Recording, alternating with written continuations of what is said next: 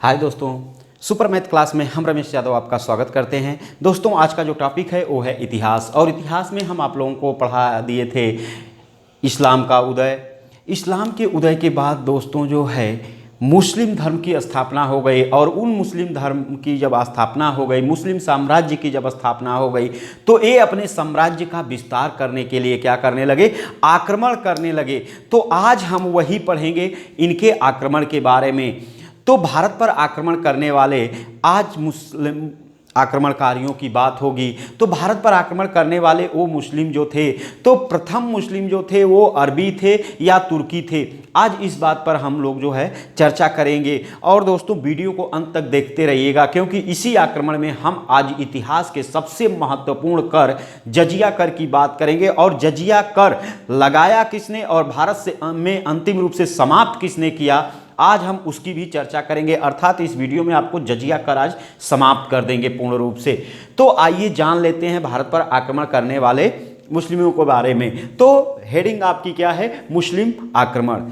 तो मुस्लिम आक्रमण में भारत पर मुस्लिमों में जिसका सर्वप्रथम आक्रमण हुआ था वो अरबी थे। यानी भारत पर आक्रमण करने वाले जो पहले मुसलमान थे वो अरबी थे।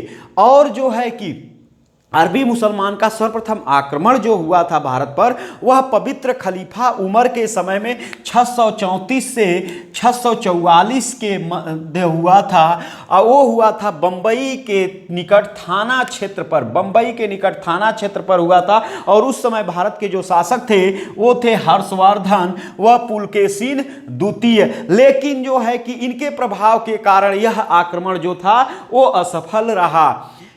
इसके बाद सीरिया में उमैद वंश का खलीफा था अलवालिद। उमैद वंश का खलीफा था अलवालिद। इराकी गवर्नर मंसूर हज्जाज के आदेश पर जो है उबैदुल्ला व बुद्दैल को जो है 711 में भेजा गया। लेकिन यह आक्रमण भी असफल रहा। तो शुरुआती दो आक्रमण असफल होने के बाद तब जाकर 712 ईस्वी में मोहम्मद बिन कासिम के नेतृत्व में जो है कि भारत पर आक्रमण करने के लिए जो है मंसूर हज्जाज के आदेश पर अलवालिद ने भेजा था। और इस मोहम्मद बिन कासिम के आक्रमण की जानकारी हमें जो मिलती है वह चचनामा, अबू बकर कुकी की पुस्तक है चचनामा, और मीर मोहम्मद मासूम की पुस्तक है तारीखे सिंध या मासूमे सिंध में प्राप्त होती है कि भारत पर जो है आक्रमण, सफल आक्रमण किसने किया था? तो मोहम्मद बिन कासिम ने 712 ईस्वी में। और कारण क्या था इन लोगों को? ये लोग जो बार बार आक्रमणकारियों को भेज रहे थे, तो इनके आक्रमण का कारण क्या था? तो यहाँ पर कारण ये था दोस्तों, दो कारण है। इतिहासकार तो अपने अपने राज्यों का, अपने अपने राजाओं का वर्णन करते हैं, तो उनको की तारीफ जो है चढ़ा बढ़ा कर करते हैं। यहाँ पर जो है ये बताया गया भारत पर आक्रमण के कारण कि सेरेन द्वीप श्रीलंका के पास जो है देवल बंदरगाह पर अरबी व्यापारियों के जहाज को समुद्री लुटेरों ने लूट लिया था। इस कारण जो है कि मंसूर हज्जाज ने जो है कि उस समय सिंध का शासक था दाहिर को कहा कि जो हमारे व्यापारियों की जहाज समुद्री लुटेरे लूटे हैं, उन समुद्री लुटेरों को पकड़कर हमारे हवाले करो, उन पर नियंत्रण रखो। तब जो है कि दाहिर ने क्या जवाब दिया कि वह समुद्री लुटेरे हमारे क्षेत्र, हमारे राज्य की सीमा क्षेत्र से बाहर के हैं, हमारा उन पर कोई नियंत्रण नहीं है। इससे क्रोधित होकर जो है कि मंसूर हज्जाज ने मोहम्मद बिन कासिम को जो है भारत पर आक्रमण करने के लिए 712 ईस्वी में भेजा था। इसके बाद जो है कुछ पुस्तकों में दोस्तों ये मिलता है कि भारत उस समय सोने की चिड़िया था और भारत से ये लोग धन उगाही करना चाहते थे। इस कारण जो है यह मोहम्मद बिन कासिम को भारत पर आक्रमण के लिए भेजे थे।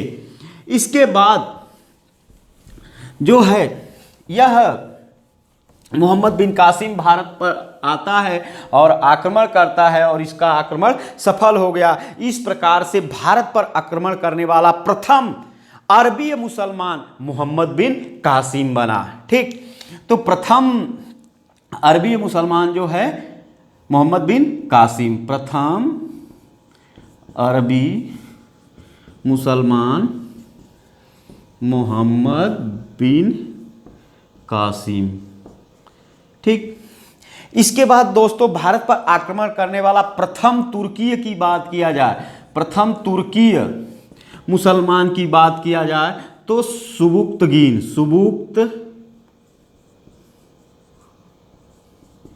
सुबुक्तगीन था। ठीक, भारत पर आक्रमण करने वाला प्रथम अरबी मुसलमान कौन था? तो मोहम्मद बिन कासिम था। भारत पर आक्रमण करने वाला प्रथम तुर्की मुसलमान कौन था? तो सुबुक्तगीन था। अब जान लीजिए कि ये सुबुक्तगीन कौन था। तो सुबुक्तगीन जो है कि तुर्कदास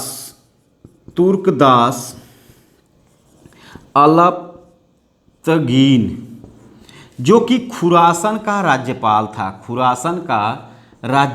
था, अलप्तगीन जो है तुर्कदास था, तुर्क का मतलब गुलाम था, तुर्क था, दास का मतलब गुलाम था। अलप्तगीन एक खुरासन का राज्यपाल था। खुरासन जो है ये अफगानिस्तान में पड़ता है और ये यहाँ का राज्यपाल था। और खुरासन में जो है अलप्तगीन ने क्या किया था कि गजनी वंश की नींव रखी थी, गजनी वंश की यह जो है नींव रखा था। और इसी का जो है दामाद, ये क्या था? दामाद व उत्तराधिकारी था अलप्तगीन। और अलप्तगीन ने जो है कि भारत पर आक्रमण किया, सुबुक्तगीन ने भारत पर आक्रमण किया था 977 के आसपास। ठीक ना, 977 के आसपास सुबुक्तगीन ने जो है भारत पर आक्रमण किया था। इस तरीके से भारत पर आक्रमण करने वाला प्रथम तुर्की मुसलमान जो होगा वो सुबुक्तगीन होगा। सुबुक्तगीन के बाद इसका उत्तराधिकारी जो था, इसका पुत्र था उत्तराधिकारी, और इसका पुत्र था जो था महमूद गजनवी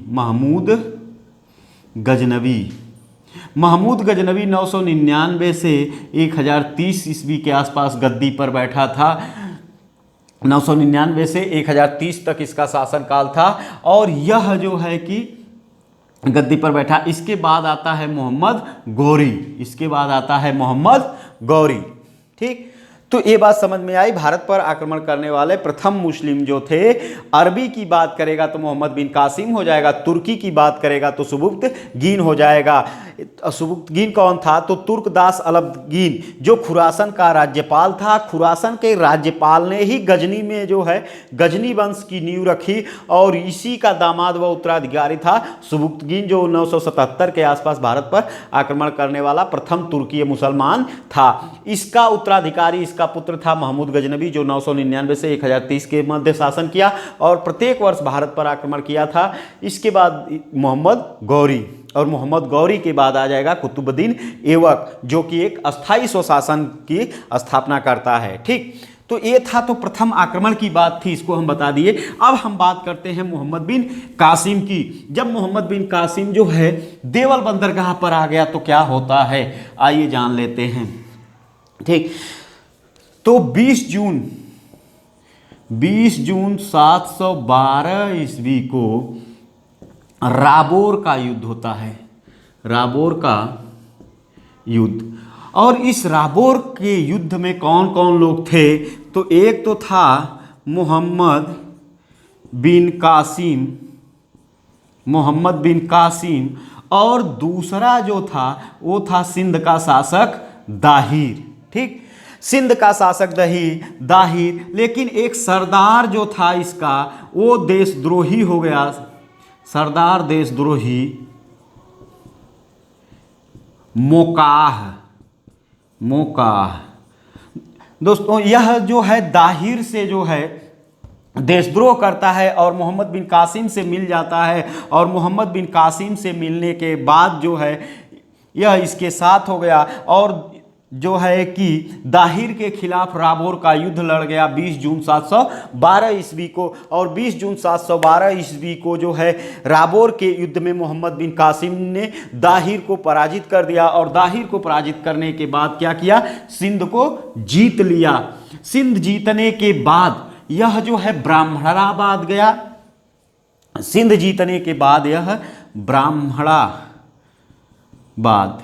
कहीं कहीं बहामनाबाद देता है। यहां पर दाहिर का पुत्र जयसिंह शासन करता था। इस जयसिंह को परास्त किया और जयसिंह को परास्त करने के बाद ब्राह्मणाबाद पर भी अधिकार कर लिया। इसके बाद जो है अरौर पहुंचा। कहाँ पहुंचा? अरौर। और अरौर जो थी ये सिंध की राजधानी थी। अरौर जो थी सिंध की राजधानी थी, सिंध की राजधानी थी। और अरौर जीतने के बाद सिंध अभियान जो है मोहम्मद बिन कासिम का सिंध अभियान पूरा हो गया। इसके बाद जो है उसके बाद भी यह विजय अभियान जारी रखता है और कहाँ पहुंच गया? मुल्तान। और मुल्तान पहुंचने के बाद यहाँ से इतना धन लूटा कि मुल्तान का नाम रख दिया स्वर्णनगर। मुल्तान का नाम रख दिया स्वर्णनगर। इतना यहाँ से सोना प्राप्त हुआ था कि उसका नाम रख दिया क्या? स्वर्णनगर। ठीक, तो दोस्तों ये बात समझ में आई कि जो है राबोर युद्ध जीतने के बाद ये कहाँ गया? ब्राह्मणाबाद गया। ब्राह्मणाबाद पर किसका शासन था? तो दाहिर के पुत्र जयसिंह का, और जयसिंह को इसने प्राप्त किया। जयसिंह को पराजित करने के बाद ये कहाँ पहुँचा? अरौर पहुँचा। अरौर को जीत लिया। अरौर जो थी सिंध की राजधानी थी। और अरौर जीतने के बाद जो है क्या हुआ कि इसका जो है सिंध अभियान पूरा हो गया। उसके बाद यह चढ़ाई करता है कहाँ? मुल्तान। और मुल्तान पर चढ़ाई करने के बाद इसको जीत लेता है और यहाँ से इतना सोना प्राप्त होता है कि इसको स्वर्णनगर नाम दे दिया। इसके बाद यह जो है जाटों की राजधानी शीशम पर भी अधिकार कर लिया।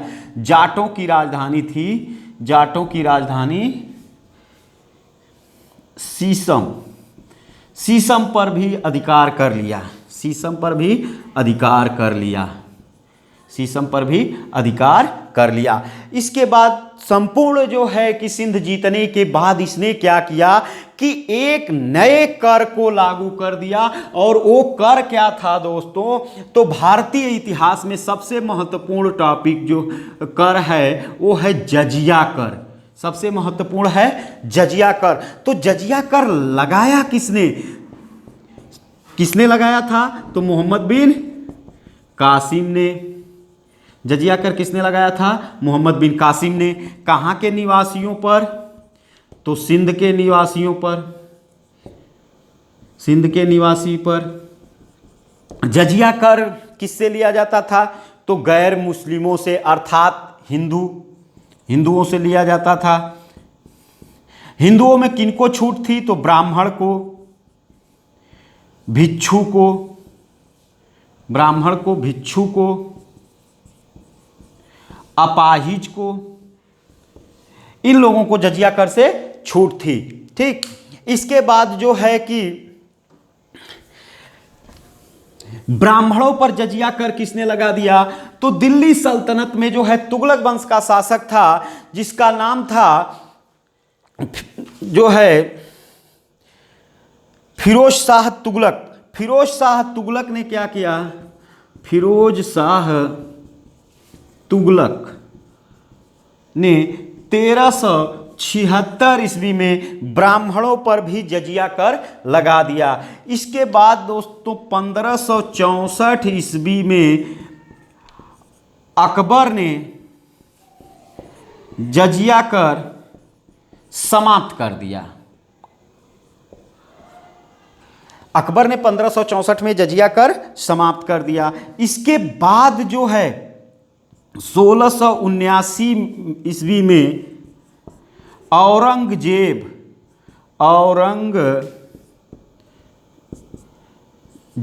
ने पुनः लागू कर दिया। औरंगजेब ने 1679 में पुनः लागू कर दिया। इसके बाद भारत से अंतिम रूप से 1720 ईस्वी में मोहम्मद शाह रंगीला के शासन काल में भारत से जजिया कर पूर्ण रूप से समाप्त हो गया। पूर्ण रूप से समाप्त हो गया। तो दोस्तों ये बात समझ में आई जजिया कर। तो जजिया कर सर्वप्रथम भारत में किसने लगाया? तो मोहम्मद बिन कासिम ने लगाया था। कहाँ के निवासियों पर? सिंध के निवासियों पर। इससे छूट किसको किसको थी? तो ब्राह्मण को, भिक्षु को, अपाहिज को। या किससे लिया जाता था? गैर मुस्लिमों से अर्थात हिंदुओं से लिया जाता था। इसके बाद ब्राह्मणों पर जजिया कर किसने लगाया? तो 1376 में तुगलक वंश का शासक फिरोज शाह तुगलक ने लगाया था। इसके बाद 1564 ईस्वी में अकबर ने जजिया कर समाप्त कर दिया। लेकिन जो है कि 1679 ईस्वी में औरंगजेब ने इसे पुनः लागू कर दिया। भारत से अंतिम रूप से जजिया कर कब समाप्त हुआ? तो 1720 ईस्वी में मोहम्मद शाह रंगीला के शासनकाल में जजिया कर पूर्ण रूप से समाप्त हो गया। इसके बाद दोस्तों जो है कि मोहम्मद बिन कासिम की 715 ईस्वी में हत्या कर दी जाती है और यह हत्या जो है सुलेमान, खलीफा सुलेमान के आदेश पर की जाती है। 715 ईस्वी में मोहम्मद बिन कासिम की हत्या, मोहम्मद बिन कासिम की हत्या सुलेमान खलीफा के आदेश पर कर दी जाती है। इस तरह से मोहम्मद बिन कासिम की हत्या हो जाती है 715 ईस्वी में जो है सुलेमान खलीफा के आदेश पर। इसके बाद जो है खलीफा की बात करें तो हम आपको बताए थे कि मोहम्मद साहब के जो उत्तराधिकारी थे वही क्या होते थे? खलीफा होते थे। इतिहास में 4 खलीफा महत्वपूर्ण हुए, अबू बकर, उमर, उस्मान और जो है अली। ये 4 खलीफा जो है महत्वपूर्ण हुए थे। इसके बाद जो है कि यह कुछ नए शहर भी बसाए थे। अरबियों ने भारत पर आक्रमण करने के बाद कुछ नए शहर भी बसाए थे जो है जैसे मंसूरा, आधुनिक कराची, महफूजा, हैदराबाद व सिंध। इसके बाद जो है कि भारतीय अंक पद्धति व दशमलव पद्धति अरबों द्वारा अपनाया गया था। भारतीय अंक पद्धति व दशमलव पद्धति जो है अरबों द्वारा अपनाया गया था। इस पद्धति को अरबों ने हिंदुस्तान से सीखा था, इसलिए इसे हिंदसा कहकर पुकारा गया। ठीक, तो दोस्तों इसके बाद जो टॉपिक आएगा वो आएगा तुर्कों का आक्रमण, क्योंकि इसी के बाद तुर्कों की शुरुआत हो जाएगी। और तुर्कों को हम बता दिए कि उनकी जो नींव पड़ी थी तुर्कों की कहाँ से पड़ी थी? खुरासन में जो है गजनी वंश की स्थापना के साथ तुर्कों की जो है नींव पड़ गई। सुबुक्तगिन के अलप्तगिन ने स्थापना किया। उसके बाद उसका दामाद व उत्तराधिकारी सुबुक्तगिन के बाद उसका पुत्र महमूद गजनवी के बाद जो है मोहम्मद गौरी। तो धीरे धीरे हम दिल्ली सल्तनत की तरफ बढ़ रहे हैं। ठीक, तो आज का जो है वीडियो हमारा यहीं तक जो है। यदि आपको हमारा चैनल अच्छा लगता है तो चैनल को लाइक करें, सब्सक्राइब करें और शेयर करें। धन्यवाद दोस्तों।